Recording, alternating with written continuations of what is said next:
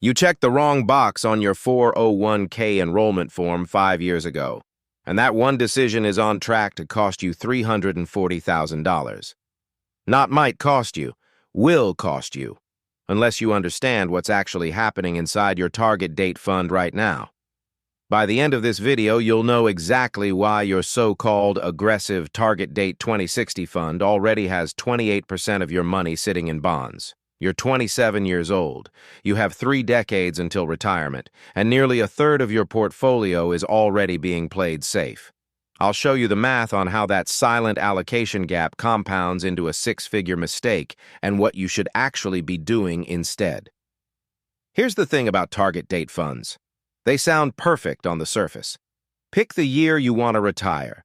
Pick the fund with that year in the name. Set it and forget it. That's the entire pitch. And for a lot of people, that simplicity is exactly why they choose them.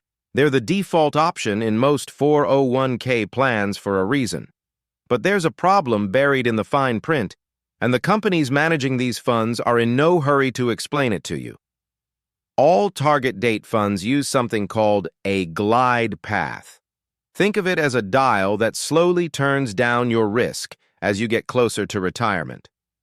When you're young, the fund is supposed to be aggressive, mostly stocks. Then, as you age, it automatically shifts toward bonds and cash equivalents to protect what you've built. Sounds reasonable in theory.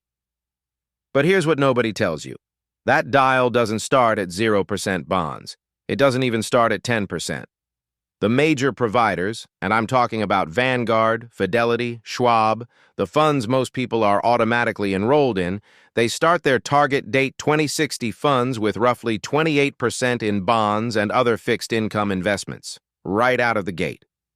At age 27, when you theoretically should have the highest risk tolerance of your entire life, let that sink in for a second, you have 33 years until 2060. You can afford to ride out every single market downturn between now and then because you're not touching this money for decades. But your fund is already allocating more than a quarter of your contributions to conservative investments that historically return about half of what stocks do. Now, why does this matter so much? Because of compound interest, and because bonds have a job, but that job is not growth. Let's do the actual math here. Assume you're 27, earning $60,000 a year, contributing 10% of your salary to your 401k with a 4% employer match. That's about $9,000 a year going in.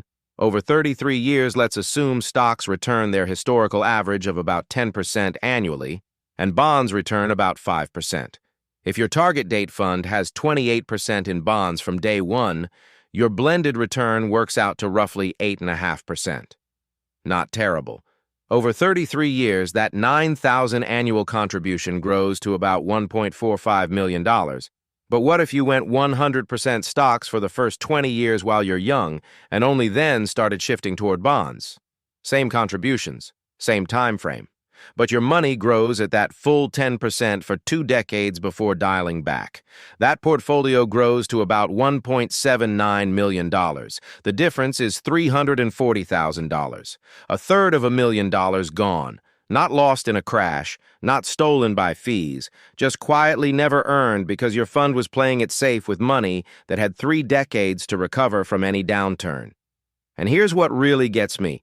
The providers know this. They design these funds with what's called a through glide path, meaning the fund continues getting more conservative even past the target date. They do this because their primary goal isn't maximizing your returns. It's minimizing the chance that you sue them or panic during a downturn. They're protecting themselves as much as they're protecting you. The marketing material says aggressive. The enrollment form says aggressive. But the actual allocation is already hedging.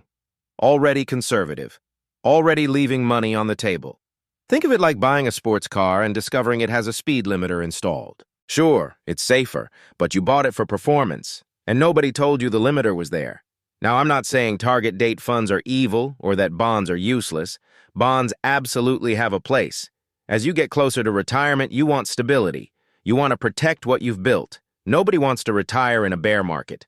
But the question is timing. And right now, at 27, 28, early 30s, you have the single greatest asset in investing on your side: time. Every market crash in history has recovered given enough years. The 2008 financial crisis? Recovery took about 4 years for diversified portfolios. The 2020 COVID crash? Months. If you're 33 years from retirement, you can absorb every single one of those events and come out ahead. So what should you actually do?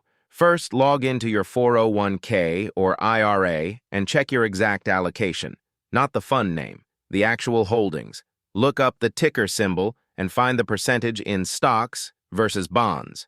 You might be surprised. Second, consider whether a simple 3-fund portfolio makes more sense for your situation. Total U.S. Stock Market Index Fund, Total International Stock Index Fund, and a small bond allocation that you control. You can be 100% stocks until you're 40 or 45, then gradually add bonds on your own schedule, not the schedule a fund company chose for you. Third, if your 401k only offers target date funds as the low-cost option, see if there's a self-directed brokerage window. Many plans offer this but never advertise it. It lets you choose individual funds instead of being locked into a target date allocation. The point here isn't to make this complicated. The point is that simple and automatic aren't always the same thing as optimal. Target date funds are easy. They're decent. But decent can cost you $340,000 over 3 decades. And that's a lot of money to leave on the table for something that takes maybe 30 minutes a year to manage yourself. Your retirement is too important to put on autopilot without checking the instruments. Look under the hood. Understand what you actually own, and make sure your money is working as hard as you are. If this was helpful, there's more on the channel about investing, personal finance, and building real wealth without the Wall Street fine print.